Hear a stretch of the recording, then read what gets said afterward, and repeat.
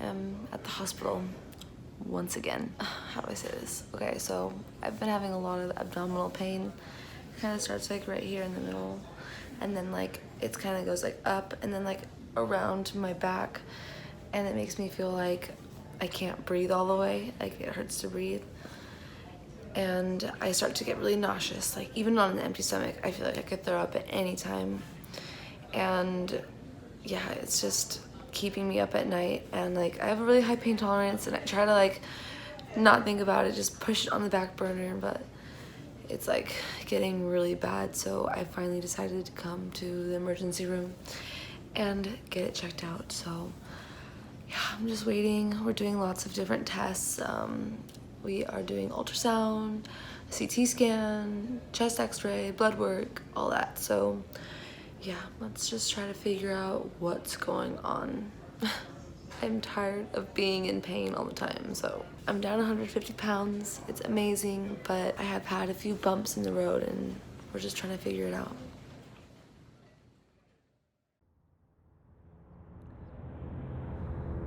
So I'm getting another surgery. I know, I can't believe it either. How can one surgery lead to so many other surgeries? I have no idea. If you've been following along my Instagram lately, you've probably heard me mention Tuesday, January 17th, I am getting a exploratory laparoscopy small bowel resection with truncal vagotomy. That's the surgery I'm getting.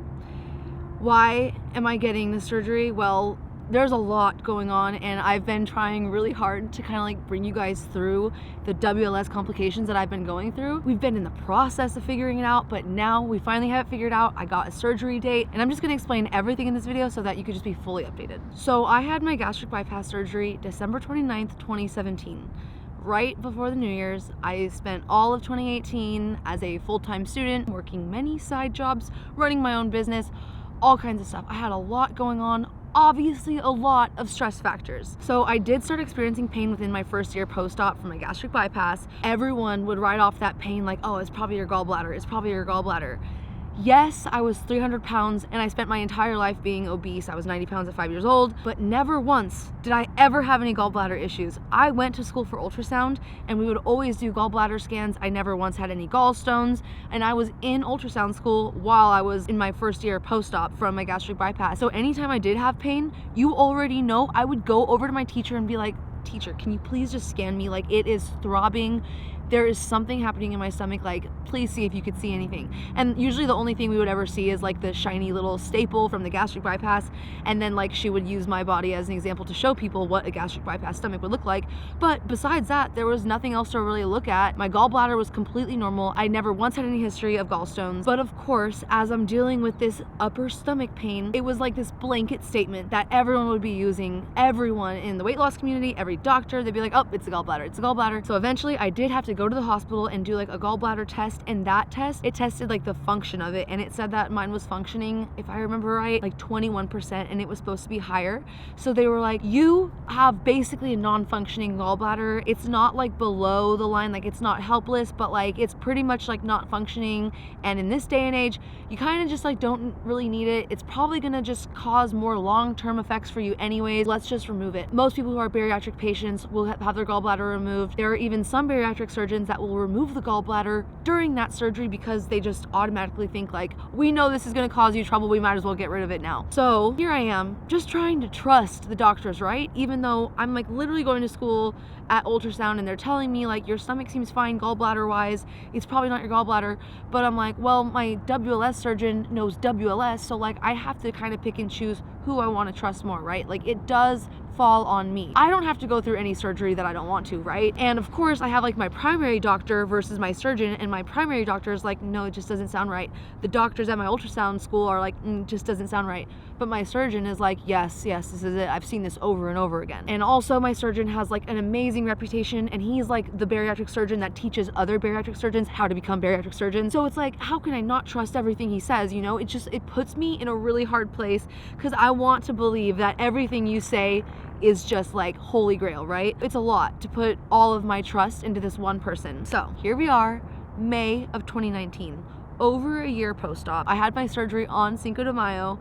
I remember I couldn't even go to my friend's wedding because she was getting married on Cinco de Mayo. But yeah, that was the day that I had my surgery. I kid you not, probably the week or 2 weeks after that surgery, I had that stomach pain again in the exact same place, same feeling, as if there was nothing done to even help improve it. So I was like, okay, great. So we just took out my gallbladder for fun. I love being a guinea pig. I love that for me. It's fine. I guess I don't really need it anyways. No need to dwell on the missing gallbladder. It's fine. Couple years later, here we are. I don't have my gallbladder. It's not like I've noticed any differences having it or not having it. I know some people will like struggle like processing like fatty foods. I don't really eat a lot of fat. I keep a pretty low fat diet. So it hasn't been an issue for me at all. Thank God, because I really cannot afford any more issues right now. The pain was still there. The pain was still thriving. Now let's talk about what that pain looks like, because I'm gonna start off by telling you guys, I have such a high pain tolerance that I don't allow pain, I don't allow colds or like little feelings to stop me from getting my day done. I literally don't. I wish I did more, because I'd probably take a lot better care of myself. I am really just like a go-getter. I'm a true Capricorn. I know I always say that. There is no time for rest. I'm a freaking hustler. That's also, I know what you're thinking. That's also a big reason why I'm here in this situation, because of the stress. In 2019, there was no stopping me. I was going. The stomach pain was just getting worse and worse. What that would look like how it would affect my daily life, I would wake up in the middle of the night in just like excruciating pain, like just waking up from my sleep in this like exasperating pain, like the type of pain where you can't inhale all the way because it just burns too bad. You're shallow breathing. This is me every single day of my life for the last 4 years. Different times throughout the day. It just comes and goes. This is what my days look like. Just in the middle of nowhere. It's like, wow, shallow breathing, and it's just like this like fiery feeling in the upper portion of my stomach. Sometimes it gets so bad I could like feel it pushing through to my back, and that pain is so bad that sitting up like this, that is not happening. I have to be crunched down like this, almost in like a fetal position. I had to keep my knees up. Having just pressure here on my stomach is like what I need the most. So at night, I sleep with 4 to 5 pillows behind me. I have those ones that kind of have like the little armchairs. Ever since my tummy tuck, it's like I literally have to use those because they help keep me elevated. That's like the best thing you can do to kind of get ahead of any sort of, if you like struggle with like the over acid production like I have, or even acid reflux. They're different because like my acid situation, it's not coming up here. Like I don't feel it up here. It's like a stomach feeling, and it just like when I'm throwing up, it's like literally white bubbles. And I'm sorry, I know this is like so much to share, and I feel like that's why it's taken me a long time to share, because it is a lot and like there's a lot of unknowns. I don't want to scare anyone, but like this is what's happening, and I'm getting messages as I'm sharing about what I'm going through. People are telling me, oh my gosh, me too, that was my mom, that was my aunt, oh my gosh, my friend's dealing with the same thing who had gastric bypass. And so I feel like we do need to talk about these things, right? Because if I get down to the bottom of this after 4 years, I can tell you guys how to get down to the bottom of it, and we can just all feel so much better. Waking up in the middle of the night, excruciating pain, sleeping with so many pillows, having to stay elevated. I would be out like in public situations. I was on a hike with one of the brands I work with. It's not like it was like too hard of a hike. Like yes, it was challenging, but this part that we were at, it was not the hard part. But this onset pain, it just happens like that. It could happen at any time. I didn't have any food in my stomach, and so like that's the weird part, is that there's a lot of throwing up that happens, but not food throw up. It's just like white little puffy bubbles, stomach acid coming out of my mouth. It doesn't taste like anything, it's just pure bright white. And then sometimes the stomach acid is so full, I constantly feel like my stomach is full of food. I'm not full of food, it's just like full of stomach acid. And I will pop my omeprazole, I'll pop my Carafate, the 2 medications that I'm on. I have to take those medications 5 times a day. I am able to take them more if need be, but it pretty much is like 5 times a day for me. I just take it like every 4 to 5 hours. I try to. That is like the only way I could pretty much stay on top of the pain. In 2019, 2020, and 2021, I was not taking those 2 medications to actually help out with this. This was something that I had to get to and actually learn along the road of this entire journey. Those medications have been like literally my lifeline lately. So the Carafate coats your stomach just to kind of help the pain, because it is an ulcer with cratered and flappy material. So it needs to like just mellow out and feel a little bit better. And then the omeprazole helps with the acid production. So that pressure that I have, like constantly feeling like I need to throw up, constantly feeling hard and tender to the touch in my stomach, constantly feeling like I can't stand up right now. I can't stand at the sink and clean this dish right now. I'm walking around the house hunched. I'm looking for a bed to lay in and prop my knees up because I just need to stay like this right now. This has been my daily life. Everyone's like, Des, you've literally disappeared off of Instagram. What happened? Well, honestly, a few things happened. And by that, I mean like due to a company that I worked with. And if you guys want to know about that kind of stuff, like I will totally tell you about it because it pretty much ruined my life and it made this last 2022 the hardest year of my life. So that's pretty great on top of all this surgery stuff. On top of that, just living my daily life, I have not been able to get up on my phone and talk on an Instagram story. Being able to talk at this energy level, it's very few and far in between. I'm able to breathe right now. I'm able to just be myself. I feel fine. I'm pain-free right now, thank God. I'm really like sad to tell you guys that the last 2 years, as this has gotten worse, there are some days I don't have that window of feeling pain-free. I don't. And it's like, I don't want to start crying. I have just been living in literally so much pain. It sucks because I have a very high pain tolerance and I can like push through anything. And I feel like I've pushed through so much more in my life. You know what I'm talking about? Like I have been through so much. And I hate that there's this stomach pain getting in the way of my everyday life. Like I'm not able to work. I'm not able to go out. Some days I'm not able to go to the gym. Hold on, I need to calm down for a second. It's hard to talk about my feelings, people, okay? It's hard for me to be vulnerable. Like, I'm an open book until it comes about feelings, right? So yeah, just like about living in this pain, it's been so hard. Every single day, I'm like playing the manage the pain game. And I don't want to keep popping pills. I don't want to keep popping 2 pills 5 times daily. I had this surgery to have a happy, healthy, normal life. And it just sucks that this complication has led to this because it's amazing what the surgery has done for me. Look what it's done for me. It's brought me this entire community of people that I have nothing but a passion to help. It's changed my life. I thought I would be working in a hospital doing ultrasound right now. Instead, I chose social media to just be a part of this community because it has changed my life and I want to be a part of changing other people's lives. Like I want to be a part of the most like life-changing journey that I've had for other people. And that means showing up on Instagram, showing up on TikTok, showing up on YouTube. And to be honest, most days I do not feel okay to do that. It's like sometimes I start recording, I will be recording for almost an hour and then this pain comes in and then it just ruins everything. I didn't get to go back and finish it.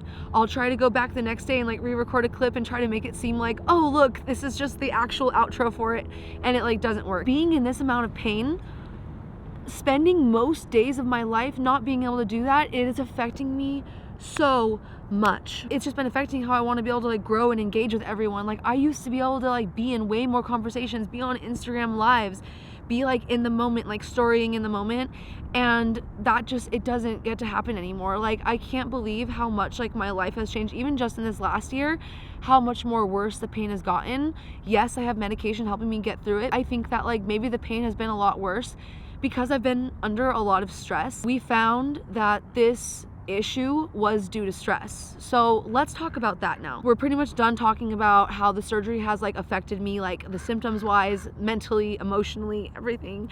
But let's talk about now like the journey in figuring out like what it was. So 2019, I was dealing with like all of that pain, waking up in the middle of the night, trying to get ahead of it, popping a lot of Tylenol, popping Tums like crazy, like literal candy. I was going to Costco buying Tums in bulk and I was going through those containers so much. It's really concerning. But I was like getting through the pain. I was able to like kind of keep pushing, ignore the pain. That's the bad thing, is that like I am really good at ignoring the pain, just trying to manage the pain, call it good, and get on to the next thing. And like that's probably like what hasn't been very helpful. After that, in 2020, after COVID hit, everything in LA was closed down.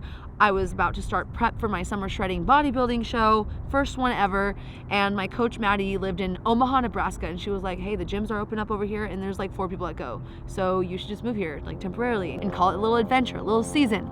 So I was like, honestly, I'm pretty down. So I moved to Omaha for, I think it was only 4 months, and I was able to work out there, but I was still dealing with that stomach pain out there. But I was in Omaha, miles and miles away from my bariatric surgeon. So when the pain did kind of start getting even worse during that time I was living in Omaha, I had to fly home for an appointment, and that was the first appointment that we had where we talked about like, hey, if you're still having this pain from the gallbladder, there might be something else going on in there. We got to schedule an appointment to have a gastroendoscopy procedure, which is when they stick the camera down your throat and take photos just to explore and see what's actually happening in there. So I flew home from Omaha, Nebraska again, literally having to spend money on these flights, right? So I flew home just to go get the gastroendoscopy done, and in that procedure, after it, they sent me home, everything was fine, and then I was notified that I was prescribed omeprazole for the first time. And omeprazole, you could buy it over the counter. I've seen it before, but I had never taken it. And my surgeon said that this should help with the acid production. So in that gastroendoscopy, the only thing they sent me home with was a omeprazole prescription. That was in July of 2020. Fast forward to December of 2021. So over a year later, I'm probably in like the worst pain these issues have caused me. And I end up in the ER 3 times the week of my birthday and Christmas and like the first week of January. And it was just like really chaotic. I was in the ER dealing with the ER doctor, and he was like, I see that you're one of Dr. Billy's patients. I can't work on you. We have to wait for Dr. Billy to address this. So I did. And I go visit Dr. Billy. He pulls up that gastroendoscopy that we had done pretty much like a year and a half prior.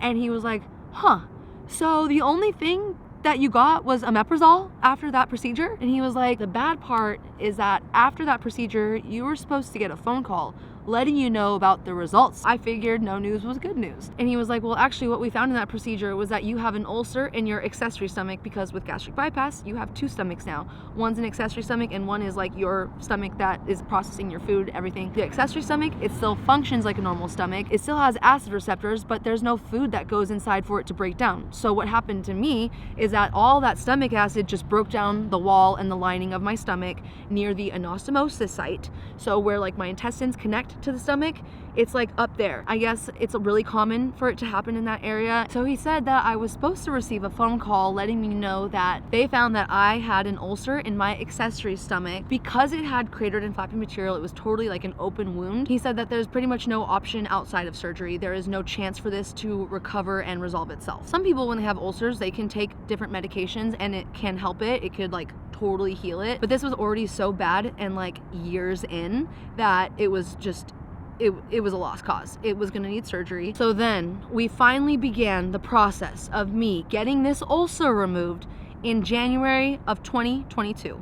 It is now January 13th, 2023. 12 months later, I'm finally got my surgery date. It did take 12 months because I just got this surgery date like 2 weeks ago. So 12 months later, I finally got a surgery date. There were lots of appointments that I had to do just to be able to get this surgery. And also, I just spent the last year in Arizona. So that was also really hard because I had to constantly come back and forth from Arizona to California just to like get these appointments done.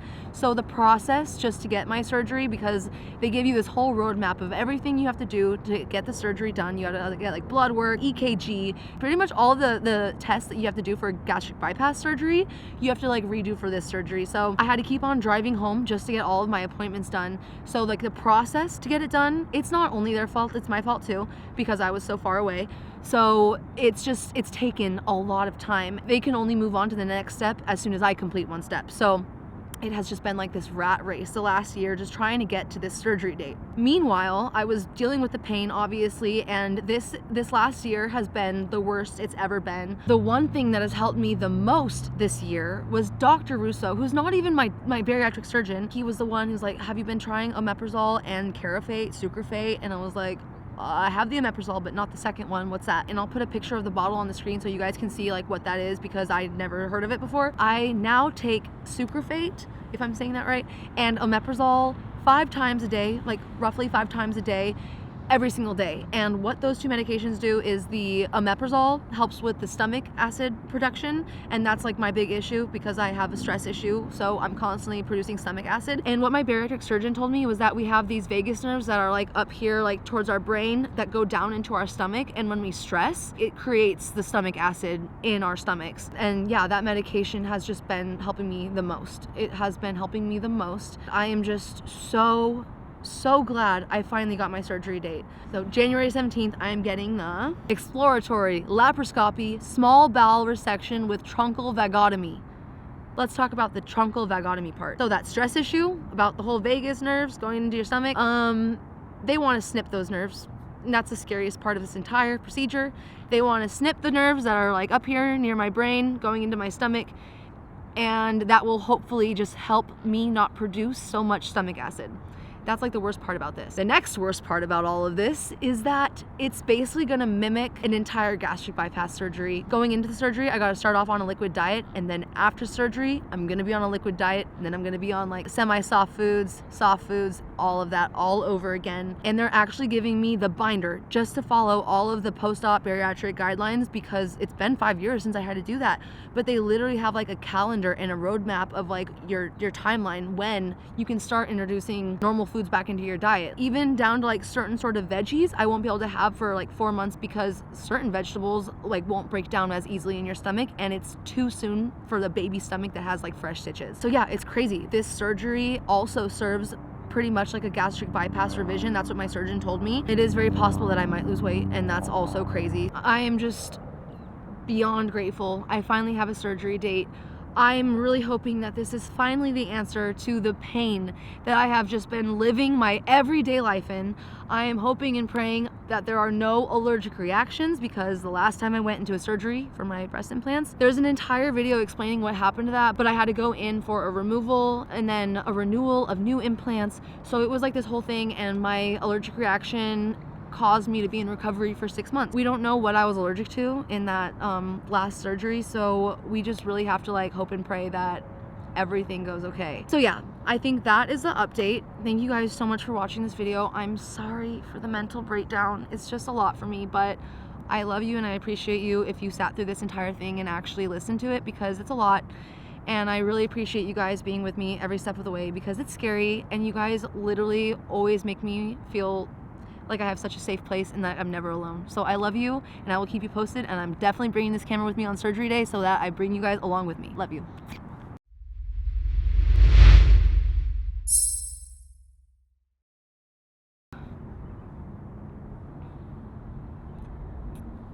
Yes, YouTube. YouTube. Yeah. It's Woke Up Like Des with a Z. Yeah.